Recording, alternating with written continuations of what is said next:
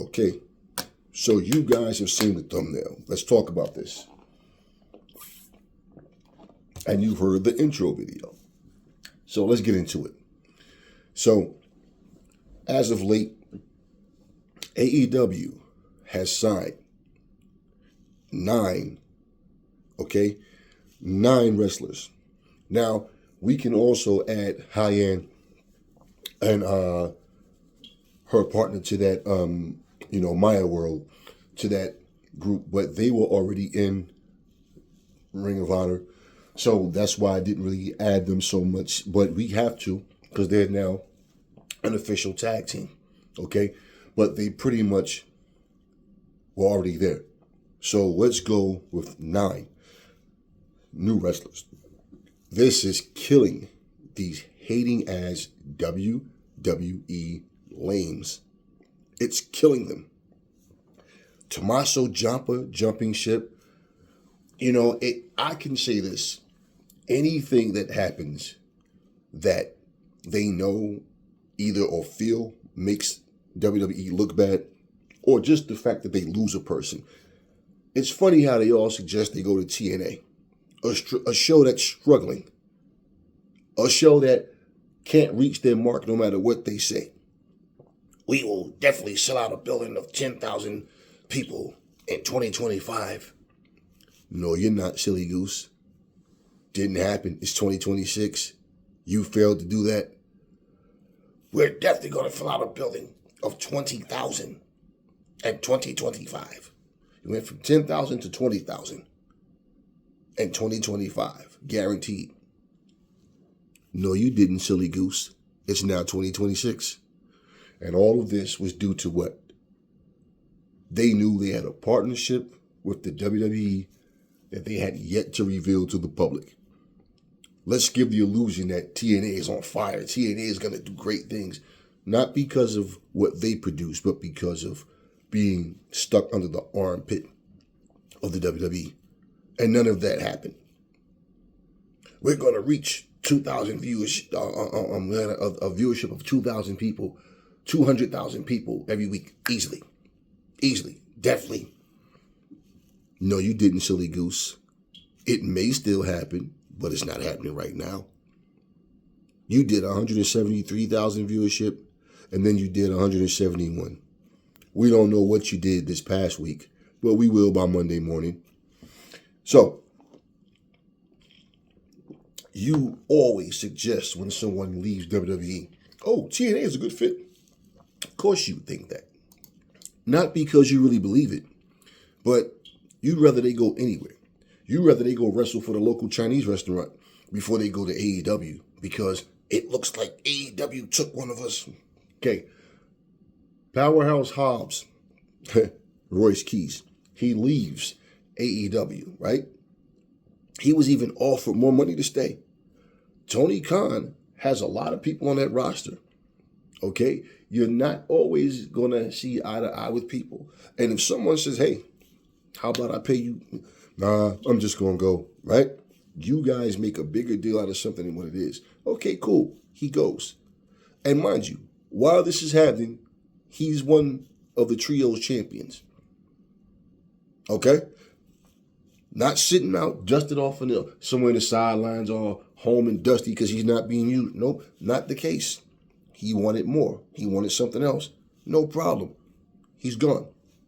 What I find funny is people, the same people, the Dave Meltzers and Fightful Selector, go back and look at all their videos and let's see how many times Powerhouse Hobbs' name came out of their mouth. Let's see how many times Powerhouse Hobbs was the topic of conversation. Isn't it funny how when someone leaves AEW, they act like AEW is a sinking ship all of a sudden? Oh my God, they lost Royce Keys. Meanwhile, they signed 8 people prior to Powerhouse Hobbs leaving, and now this makes 9. And we really, again, have to say Maya World and High-End because, again, they are now assigned as officially a part of AEW as a tag team. And hey, listen. This is what I find really weird. All I've ever heard anybody say about Tommaso Ciampa coming from WWE fans for the past couple of years, he's a jobber. He's a jobber. He's trash. He's garbage. He's nobody. He's nothing. He's a jobber. Why they waste their time giving this jobber any screen time? Remember the little bullshit tag team he was a part of and nobody gave a fuck? How they came out to absolutely no reaction. Now, why do they get this standing ovation, this loud applause, this holy shit? Why do they get that when they come to AEW? See, they see and they know who were powerful standout wrestlers at one point.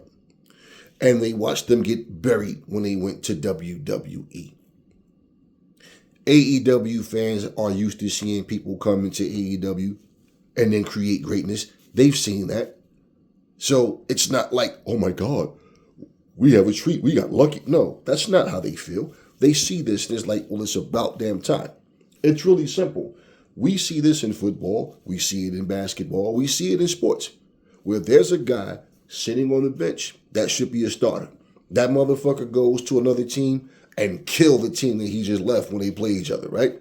Well, at the end of the day, that wasn't Powerhouse Hobbs. He wasn't sitting on the bench. He wanted to focus more on his solo career. Great. And see how things work for him. But at the end of the day, who was talking about Powerhouse Hobbs? Which one of you so-called, all you WWE nut huggers, who was sitting there going, man, this guy Powerhouse Hobbs, yeah, I'd love to see him over here in WWE. No, you could care less about Powerhouse Hobbs. You just feel like this is a checkmate move. No, it's never a checkmate move for the simple fact these things are always going to happen. Okay? Just like, Tommaso Ciampa coming over to the AEW. It's not a checkmate. It's more of a touche in terms of sticking it back to you idiotic fans. Because you guys just talk stupid shit. Even if he didn't come, look at how many people they already signed. Well, here's the deal. When Stephanie Vaquer came and wrestled Mercedes Moné and got beat, and this was a Forbidden Door match, a Forbidden Door concept match, and when she decided, her and Julia were both free agents from their respective companies, when they decided to go to WWE, I can remember all of the LOLs, all of the celebrations, yay, to all you fucking super goofy ass nerds. Yeah, what fucking grown ass man, yay, like a bunch of little kids, you were celebrating. And I'm like, okay, big deal. Hey, Julia, more so than Stephanie for me, I've watched both of them. I know who they both were, and I always liked Julia. You know this shit. I used to post even the photos of her up in the community section. So you know I knew who they were already. But when they decided to go to WWE, you guys just, but everybody that comes to AEW, oh, they're gonna, yeah, I swear to you, on my dead mom, you guys use this term. It's like you guys are just programmed slaves. Oh, they're gonna use them for 2 weeks and forget about them. And this is why I ask you this question. What are they doing right now with Miro? Rusev Day. What are they doing with him? What are they doing with Aleister Black? What are they doing with Rey Fenix and Pentagon? Tell me what great things are going on. What? Oh, but Cody Rhodes came over and got his belt. Yeah, finished his story, held the belt damn near 400 days, and defended that bitch like, 10, 11 times in a 400-day title reign. Or whatever the fuck it was. But yeah, now you tell me. And then people just got sick and tired of Cody Rhodes.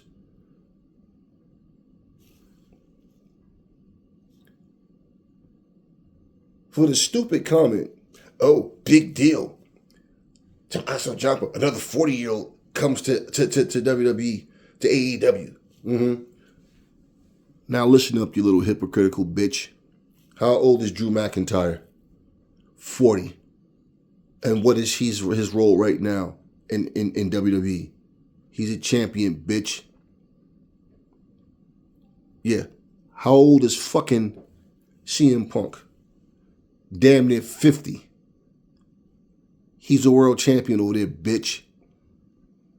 Look at the whole title scene. Look at the whole who's who of the so-called upper echelon in WWE. Roman Reigns, 40. Do you understand? Cody Rhodes, 40. Huh? They keep fucking over LA Knight. He's 43. Everybody that they trust with a top position, it's not the Braun Breakers. It's not the younger group. It's the older guys. All of them, the 40 and up club. So don't try to steal the reality that I explained to you all, bitch, because you know that's facts. So it's so funny, because when Tommaso Ciampa was over in WWE, your bitch ass never said his fucking name. Nobody talked about Tommaso Ciampa. Now let's reverse the roles and let's say he had been in AEW all this time since their inception, right? There's 6 years, almost 7 years of being around. Let's say that was the case. You know what all you motherfucking lame WWE fans would be saying? Oh, he's wasting his time over there in AEW. He should go to WWE. See, they know what to do with talent like him. Right, but he's been there wasting his time for 10 fucking years. The best things Tommaso Ciampa have ever done in WWE will also, just like they already have been, forgotten. Because all that shit that he did do, anything he was involved in, it came from the NXT brand. Who the fuck is talking about what he did in NXT? Who even remembers or cares? See, that's the thing about you motherfuckers. You guys are nothing but slaves. You're just like Triple H. You're just like Shawn Michaels. You're just like the rest of those fucking pieces of shit. You guys don't give a fuck about these wrestlers. All you care about is being able to gloat and worship your masters. You're all a bunch of white, black, Latino, Asian, whatever slaves. That's what you all are, a bunch of slaves. You can care less about somebody's well-being. As long as they're in the WWE, that's all you care about, that you can see them. Oh, they're still on the roster. The second they go somewhere else and they're doing much better and they're happy, they find fulfillment, you don't like that. And let's look at this. Tommaso Ciampa walks in. He was a huge part of Ring of Honor back in the day, which Tony Khan owns. See, this is what you idiots, you don't understand anything. It has to be like Scooby-Doo level, Heathcliff level. It has to be something, Tom and Jerry level for you guys to understand anything. That's WWE style, PG kitty shit. He walks in there. He and Mark Briscoe have a rich history. Yeah. See, he walks into a title shot. Yeah. Show me one motherfucker that walked in from AEW to a title shot. And let's not forget Miss Blake Monroe, the cheesy, cheap-ass wannabe Tony Storm. All she's doing is wasting her fucking time. She went from being the AEW Women's World Champion and had some of the best matches to a fucking developmental in NXT.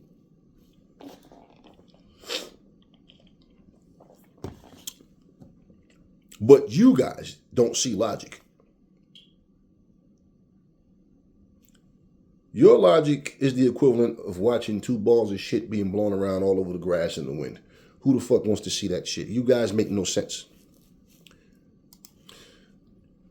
Yesterday, Saudi Arabia, it hosted SmackDown, so of course it was a lot earlier. And you can go look it out for yourself. I saw pictures of the arena while the event was going on. I don't remember who was in the ring. But there's also like a 15-second video of somebody sitting there panning the crowd. That building was more than half empty for SmackDown. Nobody gave a fuck about SmackDown. This event is SmackDown there Friday, today, Saturday, the Royal Rumble. Who gives a fuck if Roman Reigns does show up? Who cares? What, just seeing him? You see wrestlers every fucking week and you're not happy with the product. So big deal if he shows up. And you guys have already predetermined that the Royal Rumble is cooked, it's garbage, it's trash, right? Well, if the Royal Rumble is going to be garbage, right, would they really care to sit there and watch SmackDown? oh, we're going to try to inject some life back into SmackDown through the Saudis. Last week, their show dropped again. So it went from 990,000 to 960,000 to 940,000. Yeah. Soon, NXT and SmackDown will have the same type of viewership. Yeah. And the truth of the matter is, regardless to how much nut hugging you guys do, for a company that you know don't care about its fans, don't give a shit about its wrestlers, it's about what they want, they need a whole makeover. I don't just mean how they produce the show. I mean how they see people, how they treat people, their morals, their integrity. They need a whole facelift. You fools really don't care. You're the worst kind of people in the world. You guys are amongst that group of racist, you know, I wish we could bring slavery back. You know your role. There's a totem pole here. I don't know how The Rock's daughter no longer being there affects him. But if The Rock was a step away from his role, and when I say this, I mean this. Tony Khan, if The Rock wanted to do business with you any kind of way, let me say this. It's up to that man to know what sounds good to him, what's doable, what's doable, but I wouldn't trust anybody from WWE.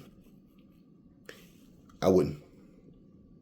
And I'm going to tell you exactly why I wouldn't trust any of these motherfuckers from WWE. Nobody in that staff talks about pro wrestling. They don't uplift pro wrestling. They're a bunch of paid monkeys, okay, a bunch of paid slaves that just follow whatever orders and whatever train of thought that Triple H has, whatever train of thought that their masters have, that's the train of thought that they have. So they really don't give a shit about pro wrestling, okay? That would be like me sitting here going, hey man, this is a great year of entertainment. You know, you got the bar mitzvah, you got ballet, you know, you got the flute battle, and I don't watch any of that shit. But it sounds good to you because, oh, no, I don't fucking watch bar mitzvahs, ballet. I don't attend bar mitzvahs, and I can give a fuck about who plays the flute. You understand what I'm saying? Now, although somebody I loved and cared about did, I'd support them, but I have no interest in the shit. Just saying. So anybody can stand up and say, yeah, this is a great time to be a wrestling fan. WWE staff only cares about what the WWE does. You know, Bayley made it known that she goes to support Mercedes Moné. Yeah, maybe that's another reason why they put her on the bench and treat her like shit. See, look at all the bullshit that's happening in WWE. You guys have no room to point a finger at no other company. And you're sitting here purposely overlooking the bullshit that they are putting these people through in WWE. See, the thing is when a person comes to AEW, the fans know that person is going to get far better treatment. And it shows. Just like I said, the Hurt Syndicate was able to reform and become tag team champions. Ricochet is a national champion. Yeah, Mercedes Moné, most dominant woman in professional wrestling, period, with all these titles she was racking. Yeah, let's look at it. Let's look at Athena. Huh? The forever champion in Ring of Honor. Let's look at all of this. Let's look at how Christian was able to reinvent himself. Adam Copeland came there and had a great run, was doing, you know, he got injured. I don't know what their status is.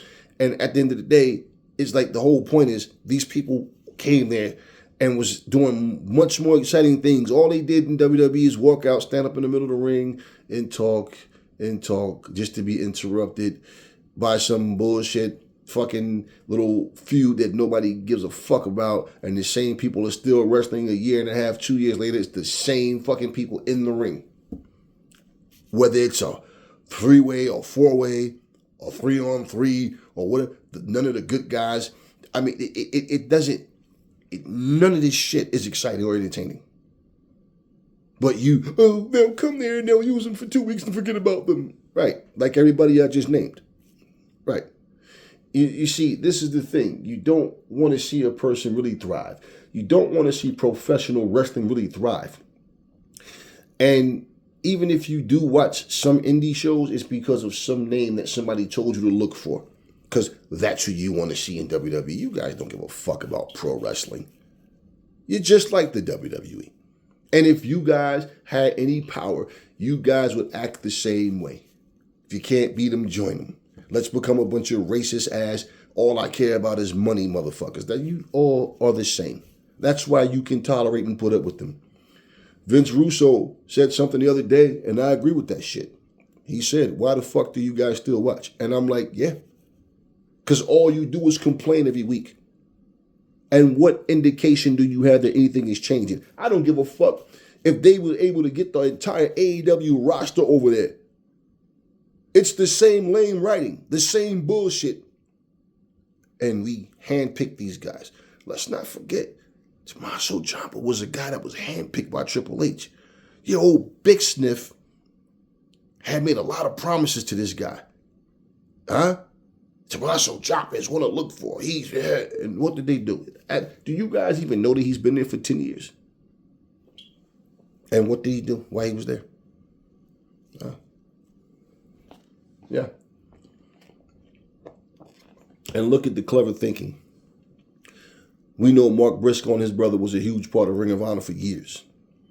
He just happened to be the TBS champion.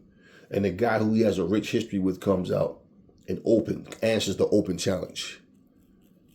Old rivalries. Mm-hmm. How many of you caught that, though? I know the real ones know it. But this is what I mean. You fake. If you're a WWE fan, you don't catch it because you're fake as fuck. Because if you're sitting here applauding that bullshit that they're giving you, and you just jump on an AEW channel, a channel where you know AEW is loved. Oh, but shut your bitch ass up. You know what's funny? Y'all don't know how many people I block and delete. I give them no light. I don't argue with them. I don't debate with them. I just completely erase them. Their little stupid words don't do anything to me. They just show me how ignorant they are. They don't know anything. They don't care to know anything. You're like that fucking high school dropout that's calling everybody around you stupid because you buy everything with drug money. Yeah, I know. Promising future. Let's see how fucking long that lasts. Mm-hmm. Yeah. Maybe you can share the cell with Diddy and ask him how much baby oil he bought. Yeah, and you can tell him how your dumb ass thought you was smarter than everybody else because you made drug money. I'm going to be a rapper. Or whatever it is you think you're going to do with your life. Yeah, I'm going to be a skateboarder like Tony Hawk. And I'm going to buy a bunch of skateboards with my drug money. And yeah, you shut the fuck up. You guys are idiots. Now, let's look at something. I told you, I would love if Tony Khan can get Bozilla in AEW. He has Persephone. And she was a chick that I'm like, both of them at the same time. And remember, both of them at the same time. I know how I sound. But look, remember they had that match. It was Bozilla, Persephone, Mercedes Monet, and maybe one more person. But bottom line is, I wanted both of them there. Well, Mercedes is, Persephone is there now. And her contract is where she can go back and fulfill everything with CMLL the same way. So she'll be back and forth in both companies. Okay. And this is what Tony Khan does. I don't know if it's a long-term dual contract or if it's a dual contract until her contract ends in CMLL. I don't know.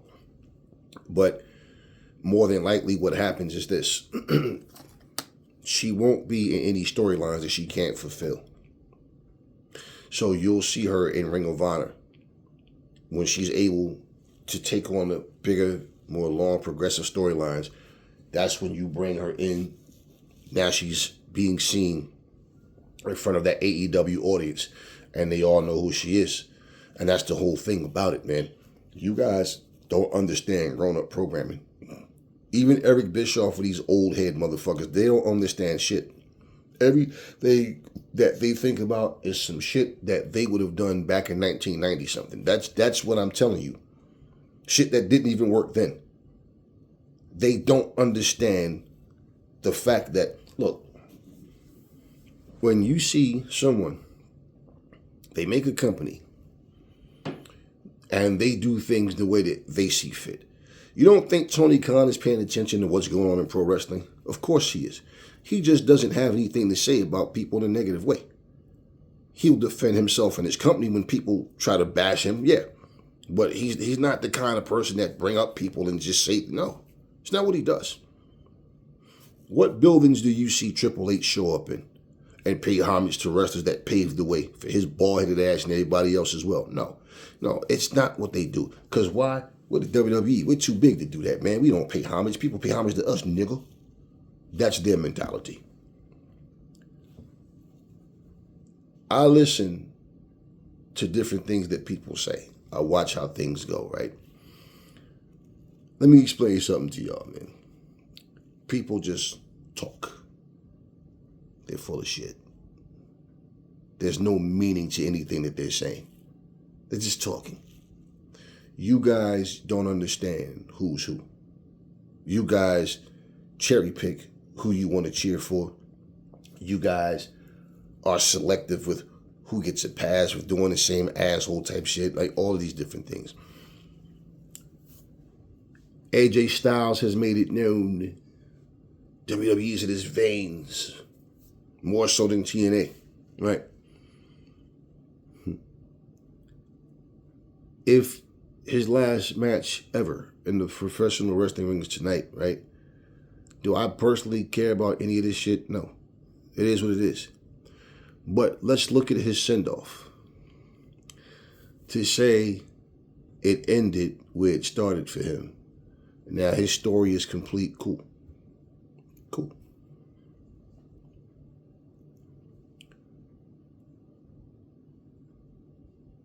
If AJ Styles somehow start to get the itch back and want to pop up, and then what? Then what? Because he's damn near 50 himself. Then what? I'm just saying. When you guys thought Chris Jericho was coming back to WWE, why were you applauding that? Because he's somebody that is in his 50s. Mids. But somehow you guys thought this was, we get Jericho. Yeah, you see how you guys are. And let me get back to my point that I never finished making. I wouldn't trust anybody from WWE with this mentality of it's all about WWE. And I'm going to tell you why. If you don't support the genre, okay, you can't support another company. You'd have to be fired from the one that you're with in order to have that understanding. And then when you go to that company, yeah, we are pro wrestling, right? And of course, you boost the company you're with, okay? Jeff Jarrett has a new role in AEW where he's working on more on-screen talent type of their characters and things of that nature and stuff like that. The entrances, how they move, all that type of shit. He's working with people in that role. Okay, Jeff Jarrett doesn't really attack WWE, but when him and that guy Conrad gets together, Conrad always brings up a topic or something, and Conrad is a type of idiot. Like, see, this is the thing about Jeff Jarrett, that, and I would tell anybody this shit, okay? If I'm working for a company, this is how you handle people like Conrad and the Eric Bischoffs and people that want to ask stupid questions, okay? If I'm working, let's say for AEW, And Conrad says to me, well, the thing that's going on in AEW that's holding them back, they can't get to that million marker, I think is hey, let me stop you, Conrad. All right, if we're going to do this show, you're going to have to be respectful to me and the company I work for. Because what we're not going to do is sit here and praise WWE or any other company and then, okay, treat me like I'm some trading two-faced bitch and you're going to sit, no, whatever it is you think, I don't even care to hear it. That's not what we're here for. Let's keep it professional and let's keep it respectful. And as far as them not getting to a certain mark, well, WWE has lost a lot of fucking viewership. We going to sit here and talk about WWE? No. There's so many wrestling companies out here that this audience don't even know about. Why don't we uplift professional wrestling? Because we're not going to sit here and talk shit about the company that I work for. And in fact, I love working at this place. And guess what? It's a great environment and we are making success. Now, let's talk about how we're now available in 8 more countries. You want to bring that up? Or you want to sit here and just keep everything negative? See, that's how the fuck you handle people. Not, well, listen, I'm not in control of everything. I think that there's always can be room for change and stuff anywhere, but no. We're not going to even do that. See, this is what I learned as a kid. My father told me don't have a big mouth.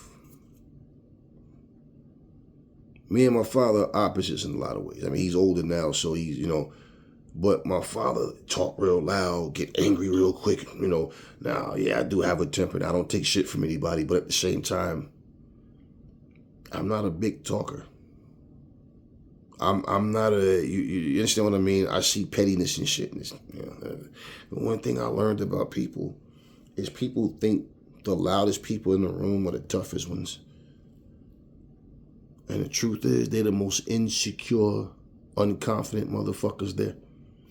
Bullies only talk shit when they feel confident. But when you watch a bully and you see his insecurities, that's why he's a bully in the first place. When you see the insecurities and you see, oh, he know who to fuck with, who not to. You see them act different towards certain people. Yeah. Learn how to read the room. Learn how to understand things. I told you before, Eric Bischoff and other people made this comment, number 1 doesn't talk about number 2 and 3. And the thing was, what he was answering was people talked about, why was he attacking WWE like that? Like WWE wasn't saying this and that. Remember the commercial? The little ad they made where it was like, professional wrestling fans are being cheated. WCW Monday Nitro could have went to Tuesdays so people could watch one company the other day and then watch another company the other night. Had the little, y'all remember that? The little sad music and everything, but WCW chose to put their show on the same night, so now the fans are split. Oh, they were desperate. Yeah, they were desperate. Oh yeah, they were desperate. They didn't want the Monday Night Wars. Once WCW started kicking their asses, they stopped talking about WWE. So his ego got even more deflated as well. So yeah, Vince is not talking about us because number 1 doesn't talk about number 2. But now that we're number 1, now we have that same, you see that bullshit. And I'm going to tell you how Vince is full of shit too. Now, those who remember. If you don't, shut the fuck up. I don't want to hear from you. Do you remember when Bret Hart was leaving WWE? Vince screwed him over. Vince wanted Shawn Michaels to win. He didn't want Bret Hart to win. That loss didn't make Bret look weak. It's clear. They were desperate. They did him dirty. If you left the WWE, who the fuck was going to leave the WWE thinking I'm going to ECW? Who the fuck was going to leave WCW thinking I'm going to ECW? No. That was the other option. If you can't get in WWE or WCW, maybe we go to ECW or New Japan. But ECW was nobody's first fucking option. You knew, Vince knew, Bret wasn't ready to retire. And you know his fear was that even though I don't give a fuck about Bret Hart, he can wrestle, but he's not the entertainer that I'm looking for. See, I need a showman. I need a Broadway play guy, right? And remember they had that little midget come down dressed like Bret Hart? Yeah, they clowned him. DX clowned him and put that, remember, kicked him in the ass. He had a sticker stuck on his back that said WCW. Yeah, now go run the WCW. They had making fun of, right? See, they did all of that. I dare the motherfuckers to try that shit with AEW. I dare them. You want to know why I lost all respect for TNA? For just what I said. Because they know the WWE is using them and why they're trying to use them. But their little desperate asses is so weak that they're okay with that. They're okay with that. Which, by the way, spoiler alert, fuck it, I don't care. Eddie Edwards is the one who won the fucking briefcase for the World Championship match for like the 50,000th time. Who really cares about Eddie Edwards at this point? Or anything that's going on? They have no momentum of doing anything. In fact, looking at the TNA roster, man, Mike Santana should have one of those long Roman Reigns type fucking title reigns because they have nobody. That roster is weak. And if somebody just walks in new and just happens to, do a Trick Williams or something, and that's the thing about it is Mike Santana is a veteran, man. And this dude went in there and I mean, they made Trick Williams like Trick Williams was the best thing ever. This dude it didn't get pushed to superstardom right away. No, he's in SmackDown, so what? You see, everybody act like the brand splits make you better. No, it doesn't. The brand splits and how they put you, how they position you, it just shows you how they see you, how they want to use you. You can see who they have more interest in. But there's been so many times in WWE that somebody looked like they're in that position, like a Roxanne Perez, for example, because you just thought, yep, her and Bayley are going to get into it. Even if Bayley win, at some point she's going to give that rub to Roxanne. And Roxanne's going to get to the point where, let's say they wrestle 4 times, she's up 3-1 or something like that. Did that happen? No. They still have her running around here screaming like a little psychopath and shit and can't win shit. I mean, but she's like this fucking big, man. But this is what they do.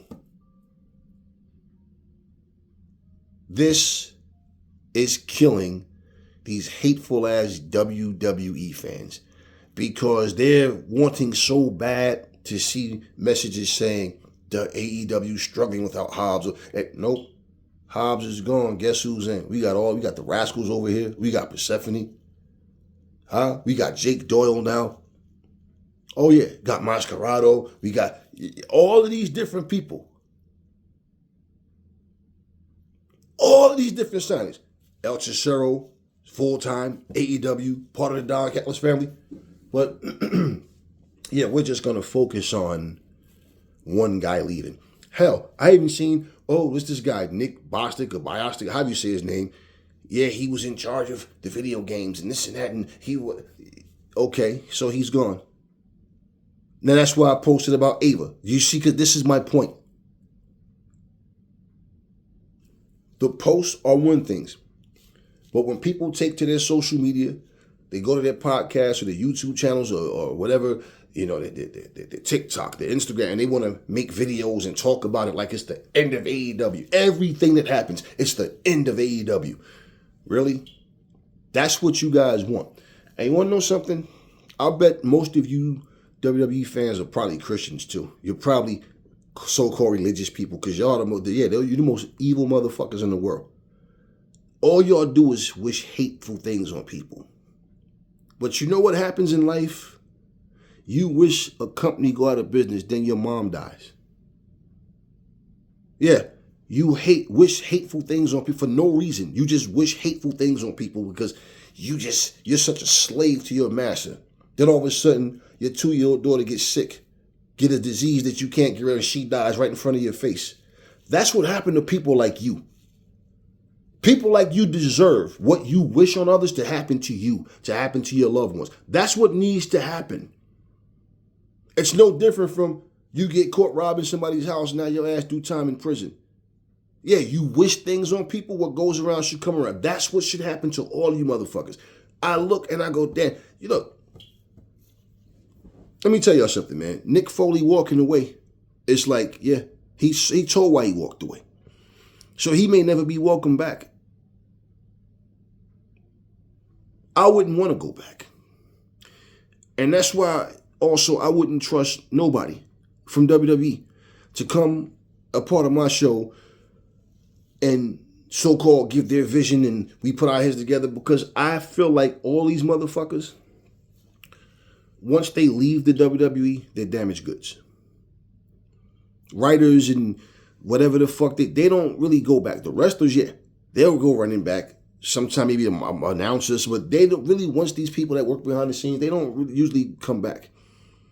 So what you get is a motherfucker who dedicated all his or her time to WWE, but don't care about the wrestling business. See, this is why Tony Khan will always have a vision and visions that people don't understand, because he's coming from a purist. Like, when I say that, I mean him. This is my thoughts. This is what I see for the show. Not, what would Vince McMahon do? What would Eric Bischoff do? What would Jim Cornette? No, it's his way of trying to do things to keep the show fresh, to go a different direction. Like I said in the last video, who cares about Nick Aldis and Adam Pearce, man? That shit is played out. Do you think I want to see every week Christopher Daniels running out, trying to break up fights and suspending people? And the same, when that shit was happening, it was corny when it was happening to me, because it was the same thing. Like, it's like it was so much more predictable. So here's the thing about it. Let's look at what happened. Let me give you an example. Cody Rhodes and Jacob Fatu didn't even have a match. It was just a fight. It wasn't even a fucking match. And all they did was punched each other, threw each other to the fucking guardrails, fought all up and down the fucking audience, the crowd. Or this is supposed to, this was good. No, that's all it was. They had all of these fucking guards that were worthless as shit. The guards couldn't even separate them. I think it was Jacob Fatu push one of them or something, and the guard, don't touch me, don't you? It's like a bunch of kids. You got Jamie Noble out there. Where the suspensions? Where the fines at? Huh? Where? You know how you handle that? Jacob and Cody, if you throw a punch, any one of you, you go, so I will fine you. Yeah, a hefty fine that they don't want to pay. That's how you handle that. Now we're going to let them just punch and kick each other and slam each other up into the same thing all over again. Look at you now. Slam. Look at you now. Slam, right? Huh? Look at you now. Slam. That's all they did. This was The Rock and Cody Rhodes all over again. This is up and down through the crowd. That's all they did. It wasn't even a sanctioned match. They put more energy and time into that, and nothing happened. Now, let's look at, Powerhouse Will Hobbs, right? What's the big guy name that he wrestled, man? Part of the learning, Big Bill. Remember that match they had? It wasn't sanctioned because they knew it was gonna be brutal, and they had shit went from the back, outside to in the building. Motherfuckers went through tables. Oh, they you understand what I'm saying? It was a fight. Not that bullshit that WWE gave you a couple of weeks ago. They got applauded for that. And this was okay, cool, man. This got them a lot more respect from the fans as well, because we just got to see them go out there and do their thing. Now, this, in my opinion, was a time where if Tony Khan was going to push them for singles titles, to put them in that, or at least put them, that was the time to do it. Okay, but you got to understand too, we don't know what happens backstage as to why certain people get pushed over others. We know that crowd reaction, who's high up on the cards, it's a lot of things. See, let me give you an example. Andrade Idolo, he caught he caught Swerve with the low blow, and the ref didn't see it. What do bad guys do? They cheat. So this way, Swerve gets pinned, but he doesn't look weak. Do y'all understand that? He doesn't look weak. He got cheated. Didn't see the low blow. Okay? Andrade gets it. Now, let me ask you something. If Andrade would have lost, don't you think that completely slows his momentum down? Especially him just coming back now? Yeah. So shut up. That's exactly what I'm talking about. Swerve is already over with the fans. Okay. So was Andrade, but he didn't need a loss this soon. All right. All of these meaningless, stupid posts that people make, it just goes to show you, like I said, man, you're a bunch of evil, wicked motherfuckers, and you just don't want to see anything. Even though the WWE done told y'all to fuck off, and you know how they feel about you guys, you still, but I'm pro. You probably got WWE letters tattooed on your ass cheeks. That's how ignorant you guys are. I hear this shit and I'm just like, wow, man. I read some posts, I just shake my head. Like, your parents failed you, man. You guys are dumb as fuck. The shit that you guys say,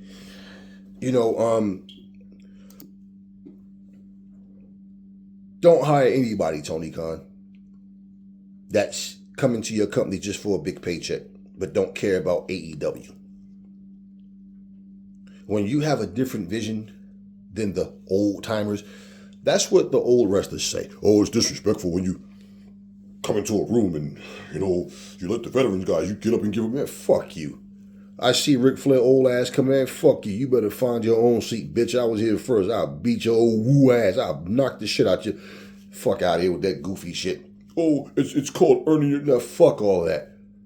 Then they try to burn bridges with people. I don't like him. I don't want to put him on the card. Hey, yeah. So most of your favorite wrestlers have burned people due to personal dislike because people didn't kiss their ass. The fuck I look like to you? You think motherfucking Rosa Parks went through what she went through for us to be able to sit where the fuck we want? And I see your old crinkled ass walking in. I'm like, oh, there's Ric Flair. I got to get up. Fuck you. You gonna stand your old ass up and fucking dress over there. And the thing is, it's not appreciated. It's expected. Like, that's what you do. Y'all old fucking fashion motherfuckers don't wear a hat. It's disrespectful to keep your hat on in someone's house. Why? Tell me how the fuck, if I walk into your home and my hat is on my fucking head, how is that disrespectful? What's the logic behind it? When you walk down the street, don't split the pole. Why? A bunch of pigeons landed on top of somebody's house. It's a bad omen. Y'all come up with this stupid shit. Rules in my house is like, we have a welcome mat at every entrance. Why? Because we walk outside, you don't know what the fuck, we don't bring our germs, so no, we don't walk around our shoes, stay at the welcome mat. We got a closet full of fresh slippers. Unless you got your own, or plastic or whatever. But we don't walk around my house with boots and sneakers no, we don't do that. Fucking our floor up. We don't do that. That's the reason. Not because it's no sign or, well, I don't know, well, my mother did it, my father did it, something. No, I have to have a reason for what I do. If somebody doesn't kiss your ass, basically you have a problem. Let's just sum it up to what it is. And all of that bullshit that people that have been telling you all these years, listen to these old fucking wrestlers talk, right? Listen at this shit. Let me show you a slave-ass mentality. But I'm going to tell you what it comes down to. I watched the video. Ric Flair buried Hall and Nash. He said neither one of them had any talent. They were mediocre, decent at best, no skill in the ring, and that they fucked Vince over. Why would you leave the company that built you just to come jump ship at WCW? Didn't his bitch ass do the same thing? Didn't Ric Flair have creative difference? Who built Ric Flair? WWE sure didn't. That motherfucker was what, 6 or 8 time champion already by the time he went to WWE. So you see, he think he get to dictate what somebody should or shouldn't do. They jumped ship. They went to WCW. Well, Vince McMahon completely screwed Bret Hart. And Bret dropped his ass. Yeah, we heard this through all up there and punched him right in his fucking face and dropped him, right? Okay, this is exactly what I'm saying, though. Some people just have a slave mentality. So if I was wrestling in WWE for fucking 10 years, now my contract is up, they don't re-sign me, do you fucking think I'm going to fucking call...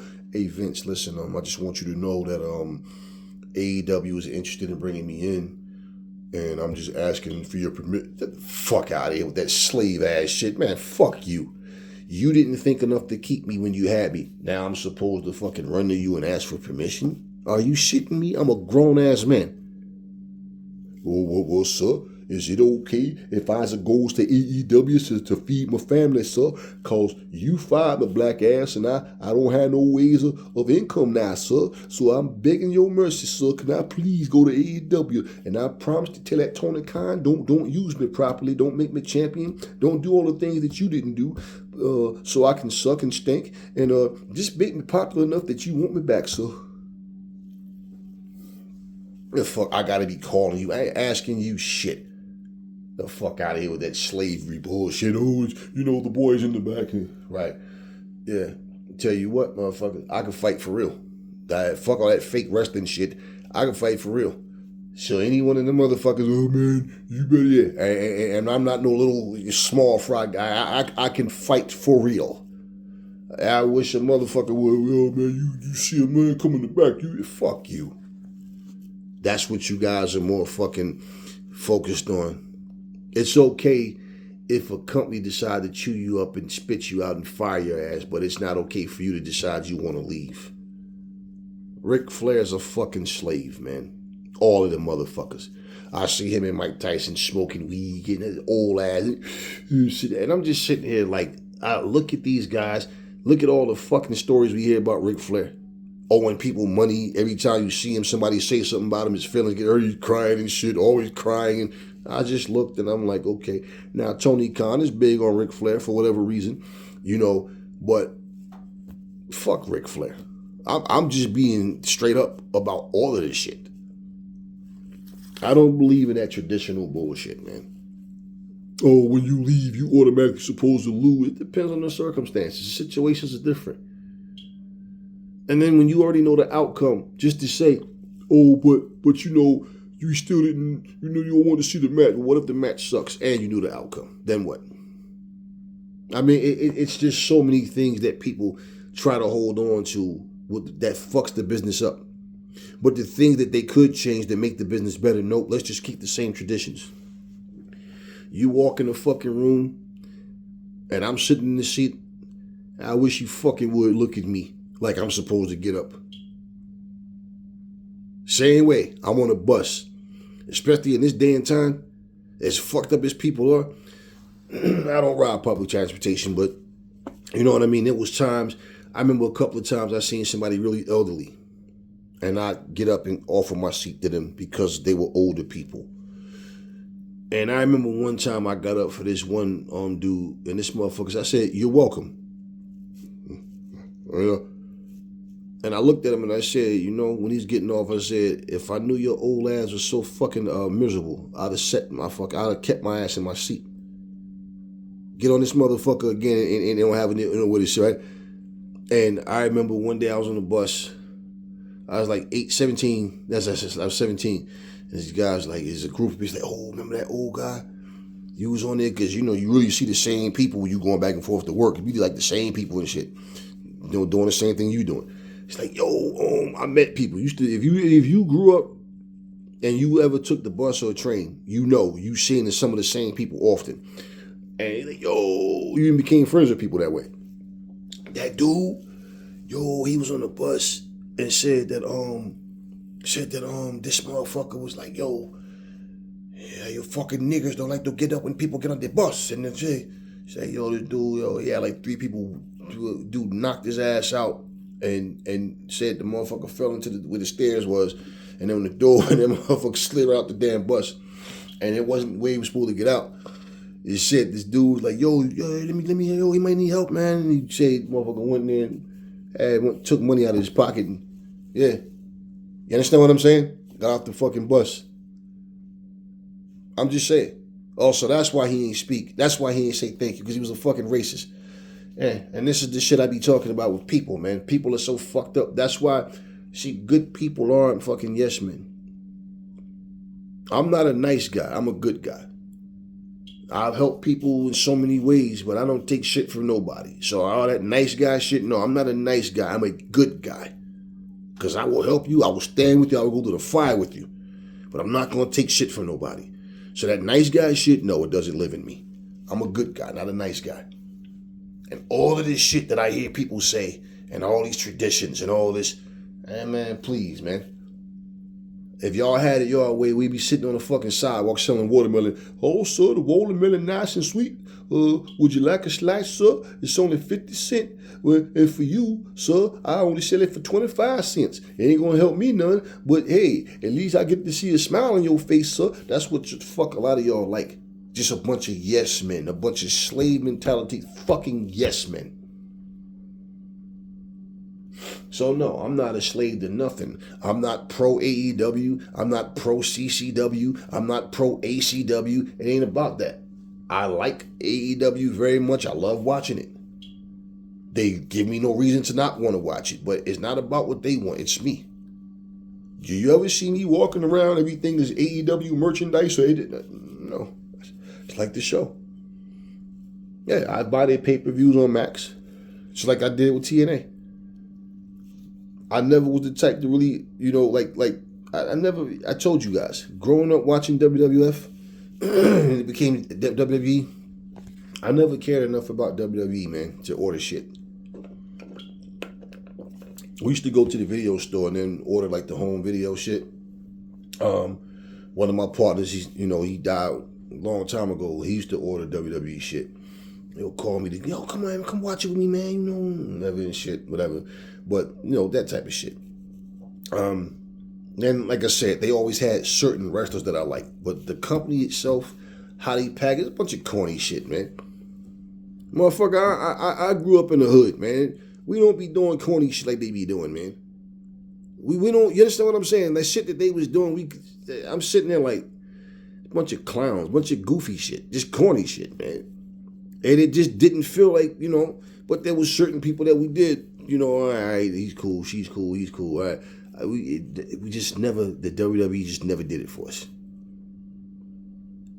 And any of them other racist redneck companies from the South and shit, it was never no, I'm just pro, no. Once you give me reason, that's when I stop. There's people, musicians, okay, artists, whatever the fuck you want to call them, have done shit.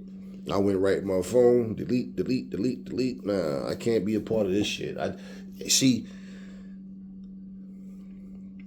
To keep a sound mind and body is how I live, which means I have to eliminate things that's no good for me. Just like you guys that's married that still sneak to go to strip clubs and shit or be fucking around with some hoe ass bitch that ain't worth a damn, and she ain't worth shit, but you're in a good relationship, but you'll fuck it up for some hoe. I'm just saying. Or maybe you settled down and married some fucking hoe and people told you, yo, man, she's not the one. And now you find out the hard way. Some of you females go find a dude that ain't worth a shit. Not because of how much money he make or don't make. He just ain't worth a shit. You marry this motherfucker, settle down with him, get babies by him, and then start, what the fuck was I doing? But you saw it all along. You know what I don't like about Saudi Arabia, man? I don't mind the fact that they want their women to be respected, to carry themselves with respect. I don't mind that. But I don't follow any religion. And even if I did, my thing is this, right? All these women walk around fully covered up and shit. Their women walk around, their faces covered and all that, okay? The men walk around how they want. How the fuck they want. I don't want a woman to be like my fucking pet. But I also don't want a woman jumping up on TikTok, shaking her ass, showing titties and all this, showing her feet off and trying to, got a bunch of motherfuckers in her DMs that see. So, no. It's this, all of this personal religion shit with the whole, it's like they're in control. They control them. Now, if they said the men shouldn't be out there showing their bodies to other women, you think the men would be okay with that? Nah, because there's been too many decades and centuries and shit of this shit happening. So now we gonna turn around and say the men can't do it? But they wouldn't like that shit. Oh, now we gotta cover our shit up. And what the fuck does it matter anyway? You walk out them long ass fucking dresses and them turbans and shit, and what does that mean? Y'all a bunch of money hungry motherfucking womanizing motherfuckers too. The fuck out of here with that shit. You think these motherfuckers don't? This dude had me cracking up the other day. He said, "Hey man, you ever seen porn with these hijab Muslim women and shit, and how they be on there doing shit with them damn turbans on? Well, we gonna keep some of the fucking tradition." And I just thought, I said, "Nah, brother, I don't watch porn, man, but like I know what's going on in the world." And he was just like, "Yo, that shit is funny as hell because it's like motherfucker laying there with the turban on and shit, and she's sucking the dude off, and the motherfucking turban just bouncing up and down." I'm like, why don't you just take the turban off? What the fuck is the whole? And I'm just laughing because it's like, it's like the joke you see it in a lot of movies. Some big fat dude to come order a big ass plate of food, look like it's for a whole family, and then order like a diet soda or some shit. Like, the diet soda, that's the key to your diet. That's really gonna make up for all this pork and ham and all this other shit you're eating, right? Guys, I don't do lives, so I'm just shooting the shit with you guys. But I had to get this video out, man. When I saw this shit, I started laughing my ass off, man, because I started reading comments that people were making on other videos and things that they were saying. And I said, you guys really want, you guys are just as fearful as the WWE. You guys want to see AEW fail so bad. You want to know something that's funny, man? One thing about people is you could hate something so bad. Like, you could be a racist. I don't like Indian people. Indian, then all of a sudden, guess what your son go marry? Or what your daughter go marry? Good for your motherfucking racist ass. I don't like the black. Oh, me don't want, Then your daughter come home letting you know she been fucking BBC for the past 3 fucking years, and your stupid, hateful, racist ass is sitting up and talking about, I don't like, So I guess your little nigga grandbaby gonna piss you off, ain't it? Racist asses. I don't do this tradition shit, man. I'm not into that old bullshit. People telling you what to do, how to do it.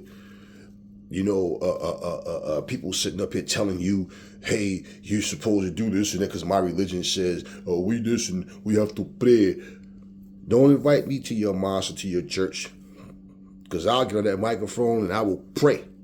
And I'll pray for something like, Lord, you said ask and you shall receive. So, Lord, what I'm asking you for right now, in the next 24 hours, I want a delicate, delicious, sexually superior freak to show up at my door. Amen. Bet you won't like that prayer. But at the end of the day, I'm just telling you guys, man, this shit is pissing these WWE fans off. And this is the thing. It's not CCW fans. It's not NWA fans. It's not ACW fans. It's not anything else. It's not JCW. It's W. Don't get me wrong. I'm pretty sure you got idiots that are part of these companies that just want to find something to bitch about. And it's so crazy because y'all watching shows that don't even have a fucking channel. They only come on YouTube or some shit, or they stream on Twitch or some shit like that. They don't even have a fucking channel. But you guys would be, that's what makes me laugh when I hear Eric Bischoff and different people say shit. And let's not forget, Vince Russo was one of the biggest ones with that shit. Oh, just get this guy, get Ring of Honor TV deal. If I was this in it, wait, okay, Vince, because now you're a part of JCW. Get him a fucking TV deal. Get him off YouTube. Yeah.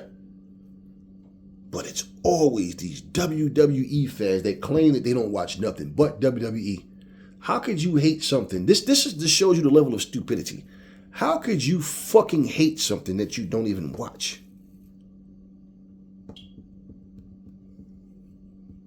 I don't even watch a show to the point that I don't even take this shit serious to have hatred for it. My issue with WWE is far beyond that the bullshit crappy program. It's, like I said, who they are as people.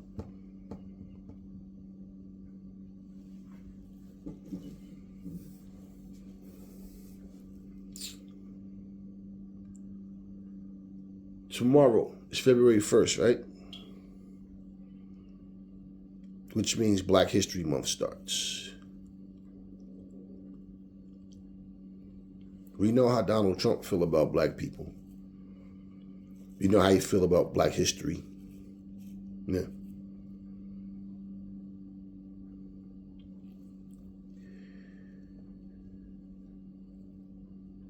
If WWE, once again, and even if they do it, it's not for me personally, but I still don't trust their motives for shit.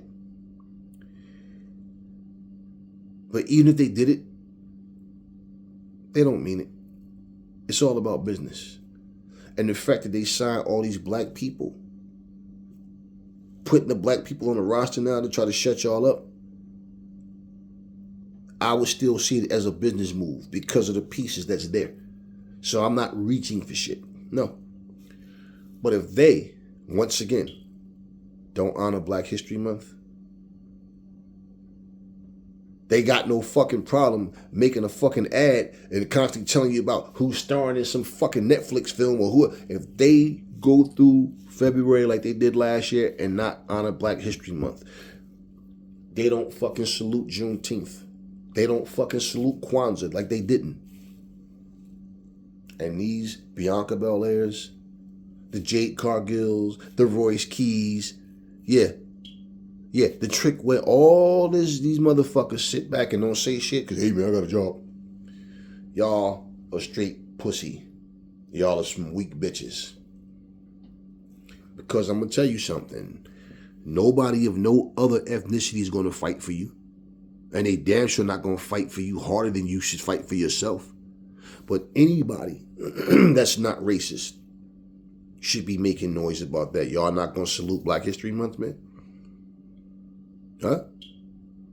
Let me ask you something. Who is Donald Trump sending ICE on? Foreigners, right? You think that they've acquired AAA? If these motherfuckers, right, don't say anything about Cinco de Mayo, how you think these Mexican fans gonna feel? How you think these Mexican wrestlers gonna feel? But what if they do? And they don't say shit about Black History Month. And I ain't talking about one episode, just sit here and go, oh, well, Black History. No, fuck that. Fuck that. It's a month long. And I can give a shit about who's sitting in the audience. I don't care about no fucking Netflix show that I can give a fuck. I've never watched Stranger Things a day in my life. Don't know nothing about the show. All I'm saying, real simple, there's so many people in this country that's not from this country. But they come here, they go to work every day. And yeah, you got a whole lot of them come here and they racist as fuck too. Oh yeah. My point is the motive, the mindset, the appreciation. Because you got people in your company from a whole lot of different places. You don't have a problem using their asses, so when you go to their countries, hoping that you can use them as a launching pad to get more people to come out, but we're just not going to celebrate anything. And Black Americans, Black Americans are born here. They don't come from somewhere else. They're born here. And if we're supposed to be so-called one, why the fuck would you not salute people from this country? Why? So all of you content creators, you can sit together and put your heads together and talk about the racism and all that shit. But y'all dumbasses still watching, still attending the shows live. But yet the show sucked, the show's dead, they're a bunch of jobbers, blah, blah, blah. Y'all just like these so-called gangsters. All these, y'all know who Vlad is? Vlad TV? Don't you always see a bunch of black people saying, yo, Vlad is the hip-hop police, Vlad is the police, yo, Vlad is a fucking rat. I don't fuck with no rats. Yes, you do. Because you know what your dumbass do every fucking episode you watching to see what Vlad got to say, but he's a rat and you don't fuck with rats. But he's a police. That's what you guys are doing. And I always just shook my head like, wow. Yeah, but that's what y'all do. The one time that Vlad wasn't the police, for doing the same shit is when he talked to the guy that basically incriminated himself on Vlad's show about who killed Pac and Biggie's and Diddy's involvement and what was said.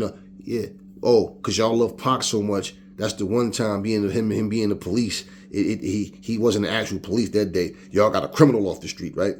Yeah, that's what you guys do. So like I said, I see Jade Cargill. My introduction to her was through AEW and all that.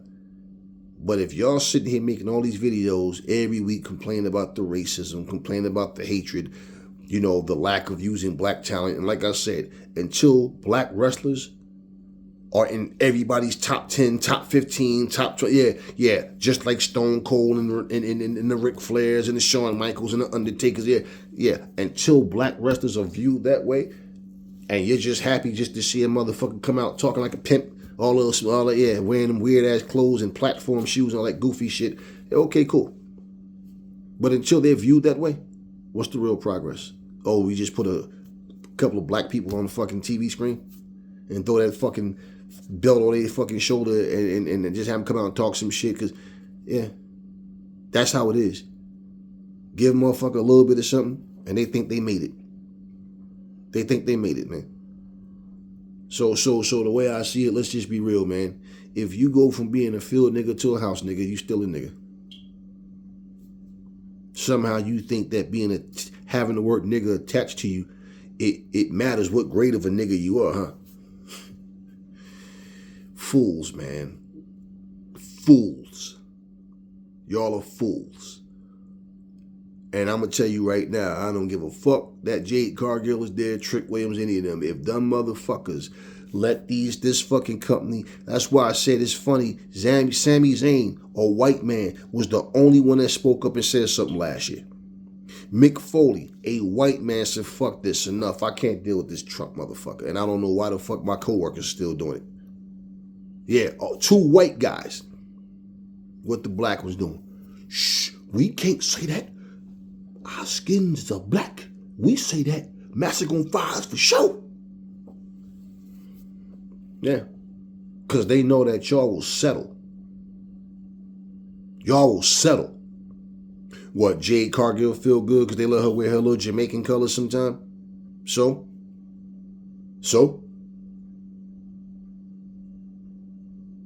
Yeah, Jade.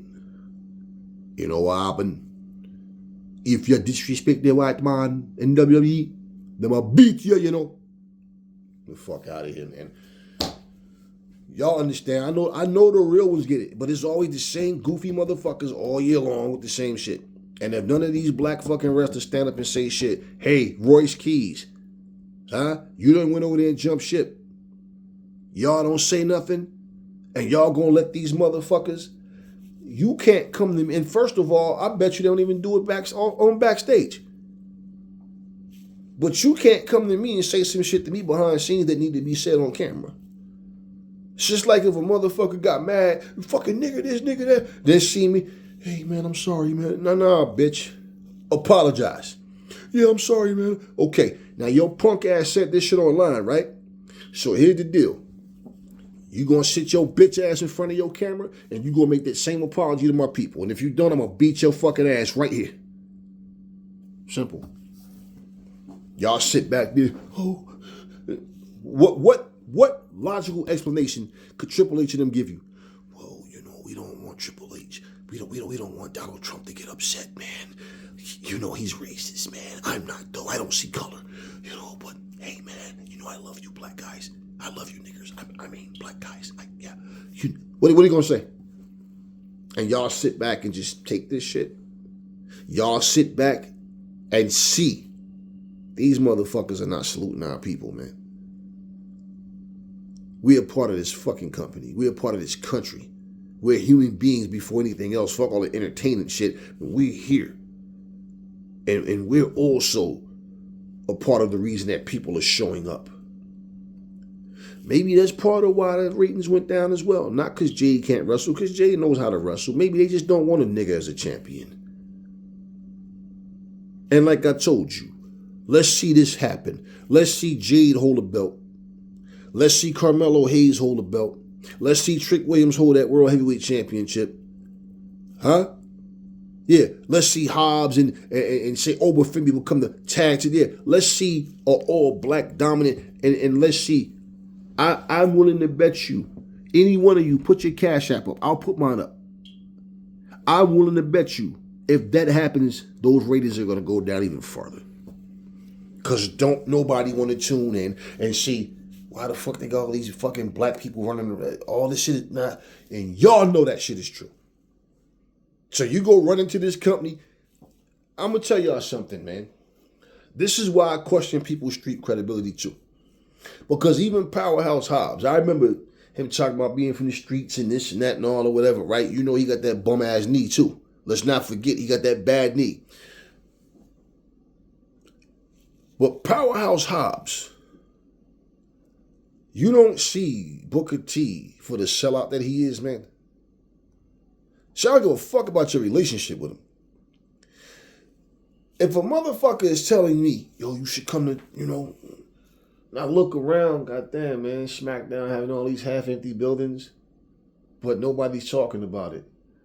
Damn, their ratings are slipping too. Nobody's talking about it. Somehow Booker T is telling me how the grass is greener, and he ain't never been to AEW. But I have. I'm here.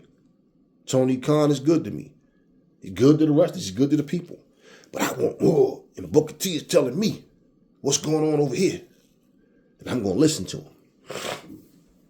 And none of y'all got the heart to take to social media and say what need to be said. None of y'all got the heart to get in their faces, hey, we need to have a meeting about this shit. And if y'all sitting in a locker room full of people that the only fucking people that would say something is black people, what are the other people around you? What do you think they're telling you? We don't care about y'all black history bullshit. We don't care. Yeah. Oh, yeah. In boxing, Canelo Alvarez liked to fight on Cinco de Mayo. Okay?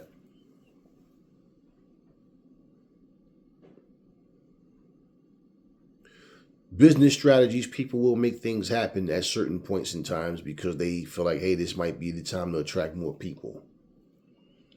Having something for Cinco de Mayo is not going to attract the American public, but it would make the AAA fans happy.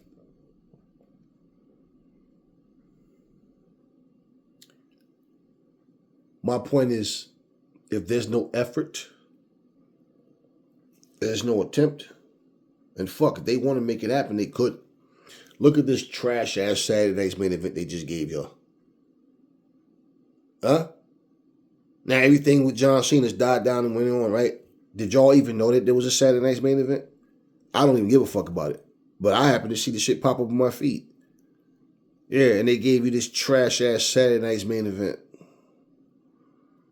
I'm just saying. So do you really think they're going to put even more of an effort into trying to build something for Cinco de Mayo? To really have the fans really, and get this product over? Nah, they know that this... Let me tell you what the WWE know that you fuckers don't know. They already know this product is already as high as it's really going to get. But what happens is this. Hopefully our American audience will watch what's going on AAA.